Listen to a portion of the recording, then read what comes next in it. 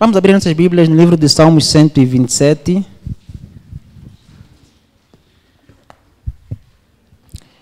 É um salmo que todos, a maior parte aqui se calhar conhece.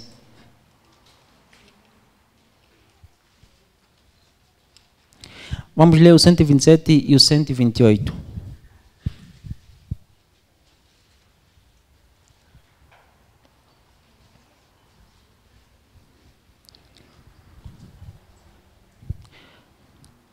Quem encontrou, diga, achei. Ah, ok, então a maior parte encontrou. Diz assim na versão que eu tenho aqui: se não for o Senhor o construtor da casa, será inútil trabalhar na construção. Se não é o Senhor que vigia a cidade, será inútil a sentinela montar guarda. Será inútil levantar cedo e dormir tarde, trabalhando arduamente por alimento. O Senhor concede o sono àqueles a quem Ele ama. Os filhos são herança do Senhor, uma recompensa que Ele dá. Como flechas nas mãos do guerreiro são os filhos nascidos na juventude. Como é feliz o homem que tem a sua aljava cheia deles. Não será humilhado quando enfrentar seus inimigos no tribunal. 128 diz: como é feliz quem teme o Senhor, quem anda em seus caminhos. Você comerá o fruto do seu trabalho e será feliz e próspero. Sua mulher será como videira frutífera em sua casa. Seus filhos serão como brotos de oliveira ao redor de sua mesa. Assim será abençoado o homem que teme o Senhor. Que o Senhor abençoe desde Sião, para que você veja a prosperidade de Jerusalém todos os dias de sua vida, e veja os filhos de seus filhos. Haja paz em Israel. Amém? Vamos orar. Pai, te louvamos por mais um dia. Te bendizemos pelas famílias que o Senhor constituiu nessa terra e reconhecemos que família nasceu do teu coração, Pai. Por isso, queremos partilhar a tua palavra, queremos pedir que o Senhor fale conosco mais uma vez, que o Senhor use-me simplesmente como teu mensageiro, Senhor, que seja o Senhor a falar para nós. Senhor, que o Senhor fale primeiramente em mim, depois para o teu povo. Em nome de Jesus. Amém. Ok, família nasceu do coração de Deus, é um projeto de Deus. Não foi nenhum homem que pensou, não foi nenhuma mulher que teve a ideia de criar família, foi o próprio Deus. Então é algo que nós devemos reconhecer todos os dias, que Deus é o dono da família. Lá na Bíblia, no livro de Gênesis, no capítulo 2, versículo 24, alguém sabe esse versículo em decore? Vou começar. Portanto, deixará... não sabe, né? Juntar-se-á a sua mulher. Então, a família é a primeira instituição que existe aqui na face da terra. Ela surge antes de existir igreja, antes de existirem sociedades constituídas, antes de existirem instituições de outro gênero. Primeiro existiu a família. Foi a instituição primária da nossa terra, porque Deus queria que existisse uma instituição que fosse padrão para as outras instituições que viessem surgir mais tarde. Se nós pegarmos no Gênesis 2, 24, né, ele é muito interessante. Ele tem aí 3 pilares, e esses pilares ajudam a entender um bocadinho sobre a família. Vamos abrir Gênesis 2, 24 rapidinho, para entendermos um bocadinho. 2, 24, diz o seguinte: por essa razão, o homem deixará pai e mãe e se unirá à sua mulher, e eles se tornarão uma só carne. Aí, a primeira verdade que nós podemos tirar, né, primeiro pilar desta informação que Deus nos dá, é que o casamento ou a família só pode ser constituída com um homem e uma mulher. Apesar de existirem sociedades que apoiam, que incentivam, né, a união homogâmica, ou seja, a união de seres do mesmo gênero, isso é contra os princípios de Deus. Então, Deus foi bem claro que deixará o homem, seu pai e sua mãe, se unirá a uma mulher, né? Então, o primeiro pilar é que uma família só vai ser constituída por um homem e uma mulher. E esses é que terão condição para a procriação. Senão, pessoas do mesmo gênero não terão condições para procriar, porque a Bíblia nos diz que nós devemos procriar e encher a terra. Então, só através da família. E a família só será possível com a união de um homem e uma mulher. Uma segunda verdade, um segundo pilar é que o casamento é monogâmico. Monogâmico, queremos dizer que deve ser entre um homem e uma mulher, não entre um homem e duas ou várias mulheres, né? Porque diz que, aqui é muito bem claro, deixará o pai e mãe e se unirá à sua mulher, não às suas mulheres. E então, estão a dizer que é monogâmico, é só um homem e uma mulher, não o contrário. Se nós vamos na Bíblia, vemos a história de Salomão. Salomão, a Bíblia diz que ele teve 1000 mulheres, né? 700 princesas e 300 concubinas. E no final, o que é que ele diz? Ele diz que não, de todas elas não achou nenhuma. Por quê? Porque todo homem, toda mulher que quer ter mais de um parceiro, acaba não tendo nenhuma. Né? Há um pastor, o pastor Hernandes Dias Lopes, né? Que eu, quando estava preparando essa mensagem, li muito, ouvi muito ele. E é interessante, ele diz, é engraçado que ele, se dormisse com uma mulher hoje, ele podia voltar a dormir com essa mulher depois de 3 anos, né? Então, se o teu dia chegou de dormir com ele, se comporte bem, porque se você lhe irritar, ele pode lhe ver depois de 6 anos, né?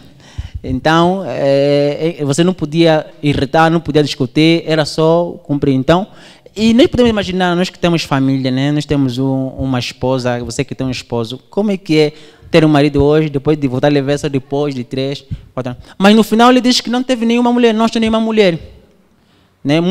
Aqueles que apoiam, né, a poligamia ou a poliandria podem dizer, não, Salomão era um homem sortudo, era alguém que, sim senhor, estava bem. Mas lá no final ele próprio diz que de todas das 1000 não achou nenhuma mulher. Então é vaidade. E uma terceira verdade é que o casamento é monossomático. Monossomático isso quer dizer que é uma só carne. A Bíblia diz que eles se tornarão uma só carne, que diz, Deus desaprova as relações sexuais antes e fora do casamento.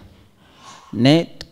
Aqueles que se envolvem antes e fora do casamento, esses estão aí contra os preceitos de Deus. A Bíblia diz que sobre esses recai a ira de Deus. Então, ele orienta que o sexo seja feito depois e dentro do casamento. Mas muitos de nós têm a tendência de violar isto e se relaciona, né, antes, que isso vai ser, qual é o nome que se dá isso? Fornicação. E fora do casamento? Adultério. São termos que nós conhecemos. Então, a fornicação, o adultério, quem faz isso, quem comete isso, ele está debaixo da ira de Deus. Então, Deus desaprova. Pelo contrário, ele abona e durante o casamento, o sexo é uma ordenança. Né? Ele diz aos homens, não vos priveis um do outro. Ele ordena que seja feito durante o casamento. E aí nós vemos que é um projeto desenhado por Deus com todas as diretrizes, mas nós não queremos seguir essas diretrizes e acabamos não cumprindo aquilo que Deus planificou. Se nós voltarmos ao texto que nós lemos no Salmo 127, ele divide a fase da família, a família em 4 fases. A primeira fase vamos encontrar no verso 1 e 2 de 127. O verso 1 e 2 diz, se não for o Senhor o construtor da casa, será inútil trabalhar na construção. Se não é o Senhor que vigia a cidade, será inútil a sentinela montar a guarda. E ele está a dizer o que Jesus depois voltou a falar lá em Mateus. Para todo casamento, o alicerce deve ser Deus. O alicerce deve ser Cristo. Devemos alicerçar nosso casamento na rocha, ou seja, devemos começar a construir nossa família através, né, de Jesus Cristo, ou por intermédio de Jesus Cristo, através de Deus.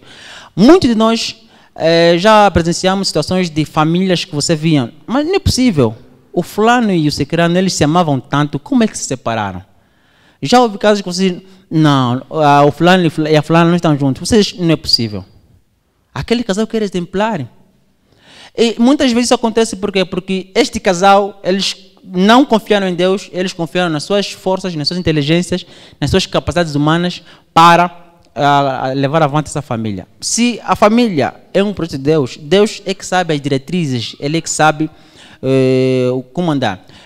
Geralmente, se alguém inventar uma coisa, se eu for inventor de um aparelho, antes de eu levar à venda ou ao público, eu tenho que instruir esse público, ou quem estiver interessado, como funciona o aparelho, quais são as vantagens desse aparelho e quais são as desvantagens.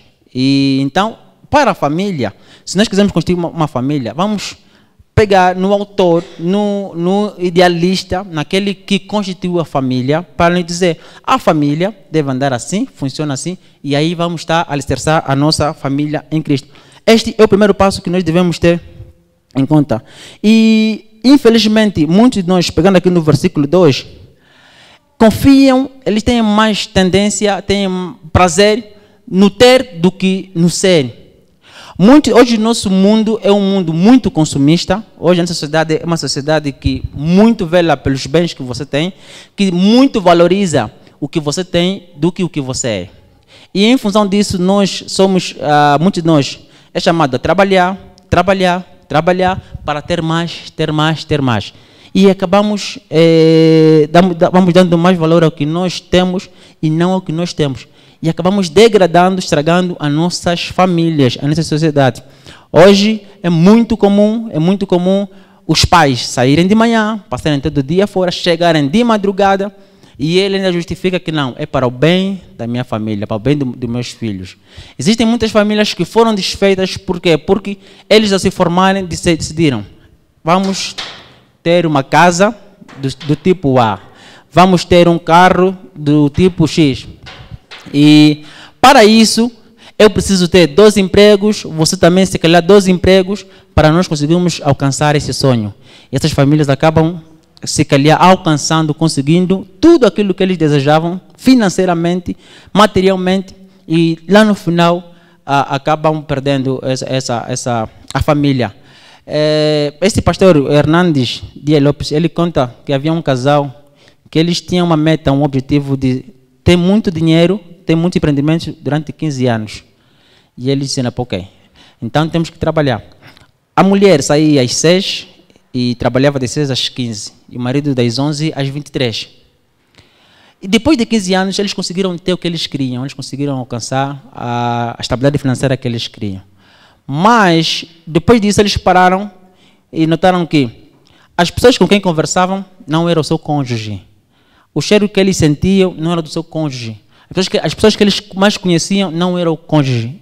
Eles, depois de 15 anos, perguntaram, quem é você? O que é que você gosta? Não sabiam nada um do outro, porque eles meteram em mente que deviam conseguir aquela coisa e acabaram perdendo a família. E o casal separou-se porque não conseguiram administrar bem essa situação. E existe muita gente, mas muita gente que consegue o sucesso financeiro, mas não é feliz. Porque até quando você conseguir esse muito dinheiro, há que saber também administrar, há que saber gastar. Existem algumas pessoas que têm muito dinheiro e poupam tanto e poupam sem prazer. Existem pessoas que têm pouco e eles conseguem administrar e conseguem andar muito bem. Há pessoas que não gastam, ou seja, uma vez nós tivemos uma atividade no Quando, onde falamos um bocadinho sobre finanças, e o padrinho, o irmão Eusébio, ele diz, existem pessoas que gastam muito. Ele recebeu o salário dia 30, até dia 5, dia 7, está a pedir dinheiro emprestado. E tem aquelas pessoas que recebem o salário dia 30, até o dia 5, você lhe pede, ele diz que não tem, mas não porque gastou, porque está a economizar, está a guardar. Você lhe pede, precisa, não tem. Você lhe pergunta, mas está guardando dinheiro para quê? Não sei, só quero ter dinheiro no banco, só quero ter muito dinheiro aí no banco, então, para que serviço? Muitos de nós não conseguem usufruir ou aproveitar aquilo que Deus tem dado a nós, como bênção. Ele guarda, tem montes, tem milhões lá no banco, mas para quê? Não tem objetivo, não tem prazer, e você vê ele, come mal, veste-se mal, a casa está a cair aos pedaços, às vezes prefere cozinhar na lenha, o feijão na lenha para economizar o gás. Existem pessoas tremendas, terríveis, que fazem uma poupança que você depois pergunta assim, mas será, é muito comum ouvir isso, mas será que é de feitiço esse dinheiro? Nunca viram isso? Mas não é possível. Esse ganha tanto. Há uma história que eu partilhei com ele essa semana. Eu conheci um senhor, ele ganha mais de 3 milhões de kwanza. Um dos dias, imagina assim, o padrinho, o Eusébio, ele vai trabalhar assim, mas em vez de meter assim tênis bonito, mete uma chuteira. E se fosse uma chuteira assim, Adidas, ou não, uma chuteira assim mesmo, que não sei qual é a marca que existe. E aí você fica se a perguntar, mas eu quê? Né? Isso mostra que ter muito dinheiro não é felicidade. Nós não vamos ser felizes pelo status social que nós conseguimos, não seremos felizes pela quantidade de dinheiro que nós vamos conseguir, não seremos felizes pelo monte de bens que vamos adquirindo ao longo da nossa vida. Isso não garante felicidade. A felicidade está em constituir a tua família debaixo da rocha que é o nosso Deus. Amém? E aqui iremos pegar uma segunda fase, que é a fase, né, dos filhos. Se nós pegamos o versículo 3, diz: os filhos são herança do Senhor, uma recompensa que Ele dá. Nós já ouvimos falar de herança. Herança não é algo que eu tenha que trabalhar para conquistar. Não vem do meu trabalho. Geralmente eu recebo de alguém que trabalhou. Nós dizemos, eu herdei, né? E alguém trabalhou e você depois herda. Então, quando Deus nos fala que os filhos são herança do Senhor, Ele está a dizer que nós não fizemos esforço para ter nossos filhos. É uma oferta que Ele nos dá, é algo que Ele dá como presente. Mas nós pensamos, muitos pais dizem, não bate do meu filho, esse veio do meu esforço. Não faz isso com o meu filho, esse é do meu sangue. É uma herança do Senhor. E geralmente a herança tem uma característica que nós devemos preservar. Aqueles que herdam, aqueles que têm juízo, geralmente, eles herdam alguma coisa dos seus pais, eles trabalham para que aquele patrimônio cresça ainda mais, eles conservam bem. E tem aquelas pessoas que herdam algumas coisas e esbanjam, porque não pensou, não deu valor àquela herança. Então nós somos chamados a dar valor à herança que nós recebemos. Isso quer dizer que nossos filhos são o maior presente que nós podemos receber de Deus. Não tem o esposo e a esposa, os cônjuges estão aí. O maior presente que um casal pode ter são os filhos. Mas nós não entendemos isso como herança e acabamos não dando o devido valor que eles merecem. Há uma história de um senhor que eles planificaram, eles sentaram e disseram, precisamos comprar um carro, mas um carro assim, último modelo. Não pode ser um carro qualquer, então vamos trabalhar. Trabalharam arduamente durante algum tempo. E eles compraram o carro que eles queriam, o modelo que eles queriam, a cor que eles queriam, o ano de fábrica que eles queriam, o carro dos sonhos, né? Imagine assim que você trabalha durante 7, 8 anos, se for agora, vamos dizer, um biturbo nesses Land Cruises, você consegue meter o carro aí. E o filho desse casal chegou, viu assim, uau, que carro bonito. E ele pensou logo, que quadro bonito, né? Imagina assim um carro assim, todo a pintura novinha, ele falou, um quadro bonito. O rapaz de 4 anos pegou um prego e começou a desenhar. Metia todos os desenhos que ele passava na cabeça, metia na porta, subia no capô, desenhava. O pai, quando saiu, viu aquilo, disse, rapaz, o que é isso? Pegou o purete, bateu o filho, né, as mãos dele que riscaram, bateu o filho, mas bateu tanto os filhos, ele perdeu o controle, que cada escola que ele dava só pensava no risco do carro. O tempo que ele levou para conseguir dinheiro para comprar aquele carro. Então bateu tanto, que depois viu que o filho estava muito mal, teve que levar para o hospital. Estava tão mal, as mãos dele estavam tão mal, que disseram, aqui é a solução para salvar o teu filho, temos que amputar as mãos. Então amputam as mãos desse rapaz. Depois de um tempo, o pai vai lá visitar, assim que o pai entra, o filho, todo feliz, né? Ele levanta, já não tinha mãos, né? Tinha ela amputada. Disse, papai, nunca mais vou riscar o teu carro. E agora, será que esse pai tem prazer de entrar mais num carro? Será que esse pai deu mais valor ao ter do que ao ser? Esse pai, nós nos comportamos muitas vezes como esse pai. Nós somos capazes de internar nossos filhos porque ele estragou o que eu levei 1 ano para conseguir. Damos mais valor às coisas do que às pessoas. Nós amamos as coisas e usamos as pessoas, enquanto devíamos amar as pessoas e usar as coisas. Então, muitas vezes, nós temos dado muito valor ao ter e temos esquecido ao ser. E aqui no versículo 4 diz, como flechas nas mãos do guerreiro são os filhos nascidos na juventude. Aí ele leva para o campo de guerra, né? Quem gosta muito filmes de guerra antiga, né? Filmes tipo os 300 e outros dessa série aí, sabem que a flecha eram as armas mais poderosas que podia existir numa batalha. Porque a ideia é, o inimigo estava distante, nós aqui, e a ideia é que eu lance a flecha, para que eu lance a flecha não preciso de ter contato físico com essa pessoa. Então, de longe, eu lanço a flecha. Então, eram as armas mais importantes que podiam existir. Então, ele diz que, como flecha na mão do guerreiro são os filhos. Então, os pais que têm esses filhos devem sentir como um guerreiro com flecha. Se ele não tiver flecha, ele está aí em vão. Por quê? Porque ele poderia levar a espada, o escudo, mas a espada e o escudo, para eu combater o inimigo, eu tenho que estar próximo. Já a flecha, eu posso combater distante. Então, as flechas servem para... são as armas mais poderosas. Então, os pais devem ter os filhos como arma mais poderosa.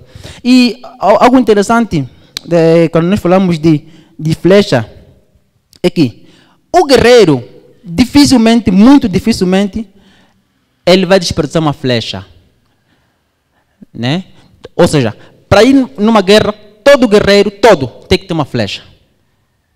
Senão, é inútil você ir. Porque se ele estiver depois do lago, não tem como lançar. Primeiro passo. O segundo é que o guerreiro não desperdiça nenhuma flecha. Ele só vai lançar quando tiver certeza de que vai atingir o alvo. Então, é uma ilustração muito interessante que fazem aqui desse versículo, né? Uma aplicação muito interessante, porque é a arma mais poderosa e não é desperdiçada. O guerreiro ele não vai tirar a flecha durante o combate para experimentar se vai chegar, não. Né? Geralmente há filmes que você vê, quando os arqueiros ficam posicionados para lançar, alguns até usam fogo nas pontas, né? para maior impacto Então, quando isso acontece, eles só lançam quando tiver certeza que vai atingir o alvo. Caso não atinja o alvo, eles não desperdiçam. E outro aspecto muito interessante é que ele tem que ter certeza, né? Sabe que o alvo é este. Não só sabe que é, mas sabe, ok, para atingir esse alvo, eu tenho que me posicionar da maneira X e Y para atingir esse alvo. Então, nós, pais, temos os filhos como flecha. Precisamos lançar esses filhos. Vamos lançar para onde? Precisamos lançar no alvo certo. Qual é o alvo certo? É Cristo. Então, precisamos saber, ok, se são flechas, ela tem que ir. Por quê? Deus nos dá os filhos. As flechas ficam conosco, mas o impacto, o trabalho que ela vai fazer é lá. Então, Deus nos dá os filhos, nós preparamos esses filhos, lançamos para Deus e para a sociedade. Como é que nós temos lançado as nossas flechas? Como é que as famílias lançam as flechas que têm tido? Será que nós temos desperdiçado? Será que temos menosprezado as flechas que nós temos recebido? E seria bom que nós pensássemos a nossa posição. E é interessante que há um estudioso que diz que quando os filhos são pequenos, eles choram para ficar conosco. Quando os filhos ficam grandes, os pais choram para ficar com eles. Né? Eu ainda não tenho condições de afirmar isso, porque ainda não tenho filhos que estão para aí. Mas atualmente, nós olhamos para os filhos como um custo. Nós, para fazer um filho, pensamos muito, um monte de cálculos, A, B, C ou D, os gastos, vamos ter que repartir as finanças aqui, vou ter que deixar de fazer isso. Antigamente, os povos que viviam na agricultura e recolha, quanto mais filhos tivessem, mais força de trabalho eles tinham, e aí era bom para eles. Né? Então, os filhos, enquanto pequenos, eles precisam dos pais para serem cuidados. E quando os pais estiverem velhos, eles vão precisar dos filhos para cuidar deles. Só que é possível que lá atrás você desperdiçou as flechas. Você lançou outras flechas, depois não terá nenhum filho para te cuidar. Não terá ninguém para cuidar de você, porque você lançou no alvo errado. Se você lançasse no alvo certo, você teria esse filho para cuidar de você. Continuando, ele diz que quando a terceira fase nós podemos pegar, aqui diz no versículo 5, como é feliz o homem que tem a sua aljava cheia deles, não será humilhado quando enfrentar seus inimigos no tribunal. Há uma situação que aconteceu o ano passado com um parente meu, isso é, no serviço dele. Então, os filhos se aperceberam da situação, ficaram tão chateados, mas tão chateados, disseram, pai, nós vamos lá bater esse teu colega, ele avisa. Né? Os filhos estavam, pode ser, não, ficam calmos, entre outros. Então, o pai, que tem muitos filhos, que herdou muito de Deus, é feliz. E ai de quem se meter com esse pai. Ele vai virar filhos que ele não vai entender se vieram de onde, que se calhar quem se meteu com ele não sabia de onde vem. E não será humilhado. Geralmente os filhos, quando são bem orientados, quando vão no alvo certo, eles sabem que esse Senhor nos direcionou ao alvo certo. Também precisamos defendê-lo, precisamos mostrar que ele não perdeu o tempo dele. Mas muitos de nós não se preocupam em direcionar essas flechas para o alvo. Uma outra fase seria quando os filhos crescem, né? Isso já vamos encontrar no Salmo 128, que diz, como é feliz quem teme o Senhor, quem anda em seus caminhos. Você comerá do fruto do seu trabalho e será feliz e próspero. E olha aqui, é interessante no versículo 1. Ele não diz como é feliz quem tem muito dinheiro. Como é feliz quem é chefe. Como é feliz que tem muitas mulheres.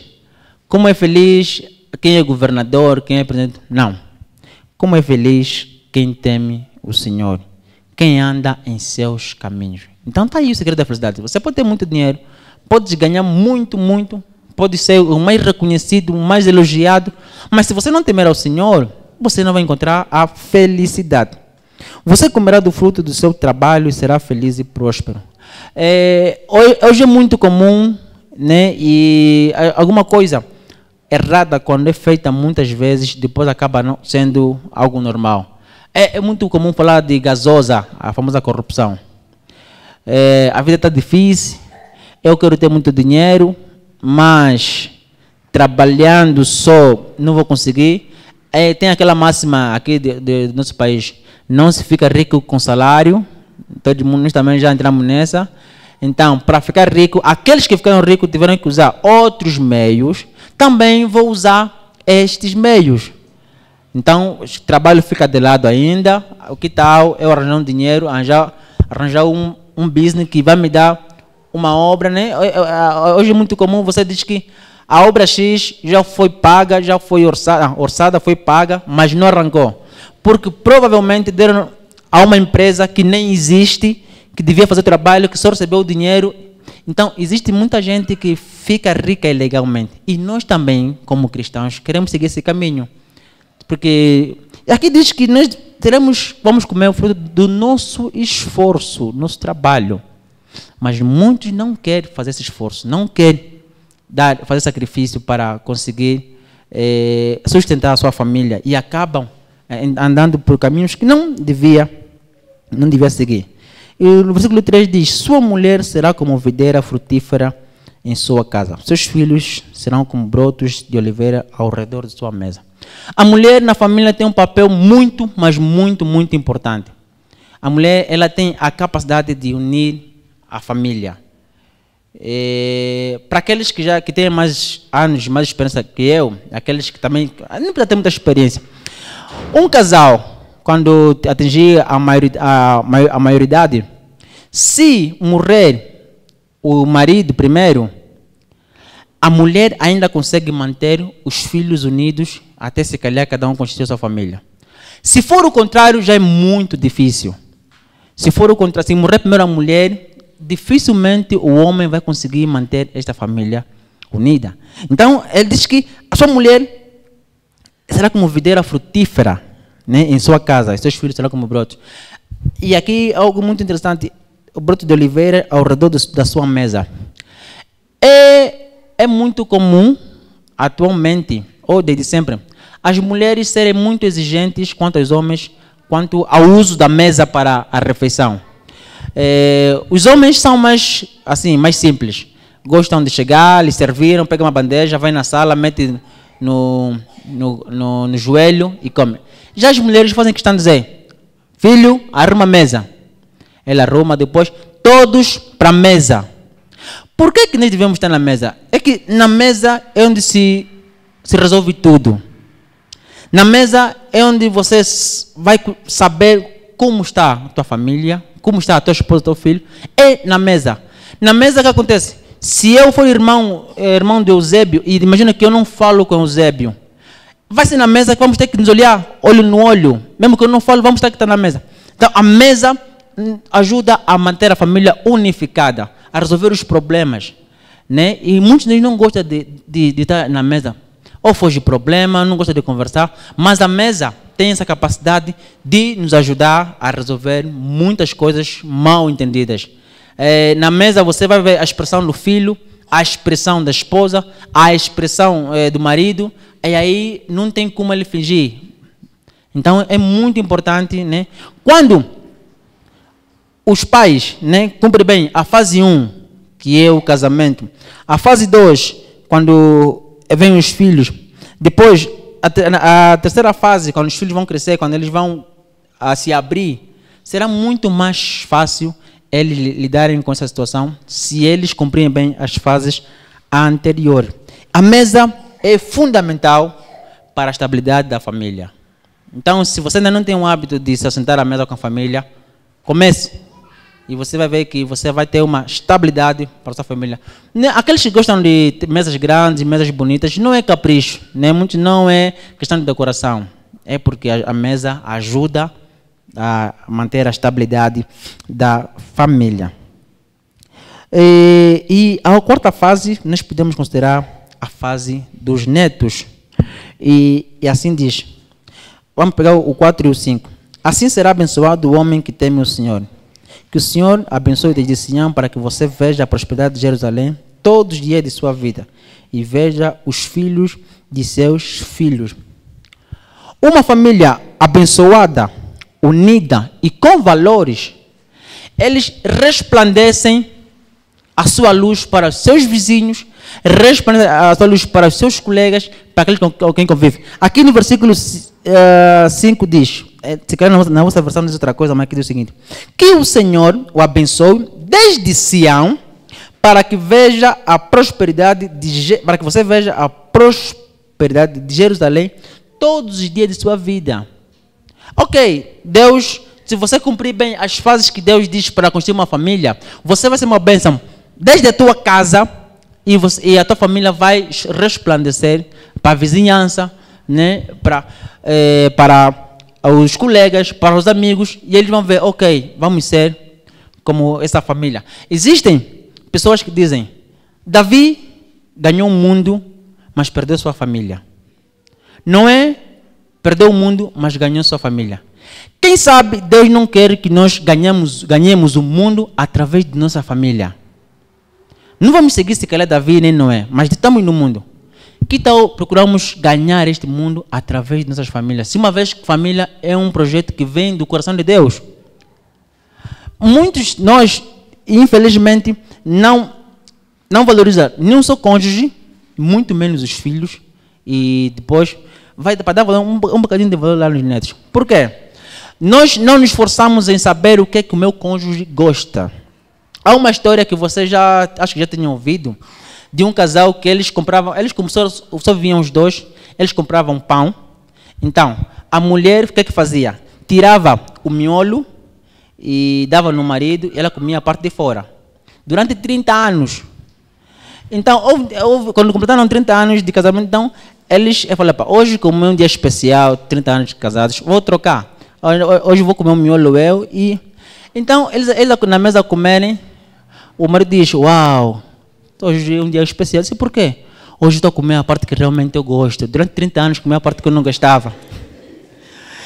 E a mulher também, a mulher gostava do miolo, mas ela dizia: pá, como eu gosto do miolo, é possível que também ele goste do miolo, então vou lhe dar o miolo, que é a parte mais boa. Ela, durante 30 anos, Quer dizer, comeram as partes diferentes. Porque não procuravam saber o que é que você gosta, o que é que você quer, o que é que você prefere. Não! Nós, infelizmente, não damos valor ao nosso cônjuge. E muito menos aos filhos.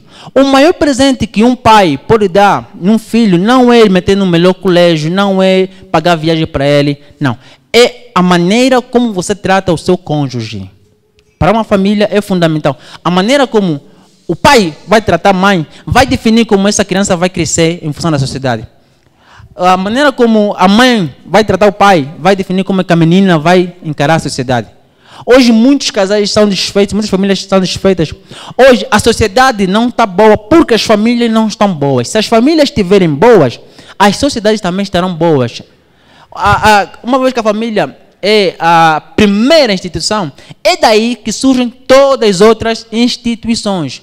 Então é importante que ela esteja bem para que as outras também sigam esta instituição. Se não seguirem, ou seja, se não estiver boa a família, não tem como estarem boas as outras instituições.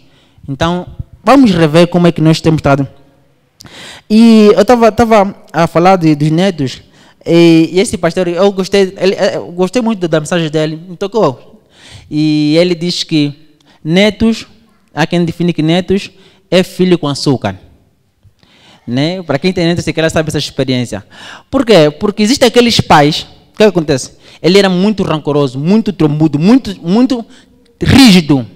Que o filho, se tocasse numa mesa, aí na cristaleira, algum sítio, o filho já sabia que não podia tocar aí. Mas vem o neto não toca, o neto sobe. Sobe aí, brinca, parte aquilo, e o avô está aí. Né? E ele diz que avô, a melhor definição que ele encontrou de avô é que avô é como um burro bravo, onde o pai já amansou para o neto montar, né? Porque o burro, nem só cheguei no burro e monto. Não, tem que amansar, tem que ganhar a confiança dele. Então, o avô é um burro bravo. O pai amansou, o pai já fez tudo, já preparou para o neto quando monta fica feliz. Então, irmãos, nós somos chamados a fazermos da nossa família um canal de bênção. Né? Quando digo canal de bênção, que através de nossas famílias nós podemos abençoar outras famílias, podemos honrar, mas só será possível se nós cumprirmos as fases que Deus nos dá. Vamos primeiro constituir o nosso lar diante da rocha. Muitos de nós, imaginem para fazer um casamento quanto é dispendioso. Nós nos preocupamos. Quem vai pregar? Quem vai dirigir? Qual cor que vai cantar? Quem não vai cantar? Carro da noiva, roupa do noivo, isso tudo. Acabamos gastando muito dinheiro. Alguns casais, infelizmente, não param assim para pensar. Como vamos começar o nosso casamento? Com quem vamos começar nossa família? Seria a primeira pergunta a ser feita. Com quem vamos começar nessa família? Né? Mas não, isso se calhar deixamos lá em último, é trabalho do pastor, vai nos orientar. Mas se nós começarmos, há um exemplo muito bom lá no Novo Testamento, né? O primeiro milagre que Jesus fez foi num casamento. Esse é um casal, né, que é muito interessante, que eles fizeram questão de começar a vida deles com Jesus. É um casal que fez questão de convidar Jesus para o seu casamento. Então, esta é a melhor maneira de nós começarmos a constituir uma família. Vamos convidar Jesus para o nosso casamento. E nós podemos dizer, ok, se calhar essa mensagem para aqueles que têm filhos, aqueles que têm netos, e eu que não tenho, e eu que não posso. Existem filhos, né, de sangue, existem pais de sangue, existem filhos e pais por adoção, né? E existem filhos de criação, existem filhos por afinidade. Você pode ser pai de qualquer maneira, não só de teus filhos de sangue, não só dos teus parentes, né? A nossa família africana geralmente tem a tendência de ser mais alargada, né? Apesar de que agora estamos já também a restringir, mas você podia ser até pai do teu sobrinho e por aí afora. Então você pode ser pai exemplar para qualquer um que acha que é teu filho. Irmãos, nós podemos ser canal de bênção através de nossas famílias. Cuide bem, antes de terminar, vamos abrir 1 Timóteo no capítulo, aqui tem muitos papéis. 1 Timóteo,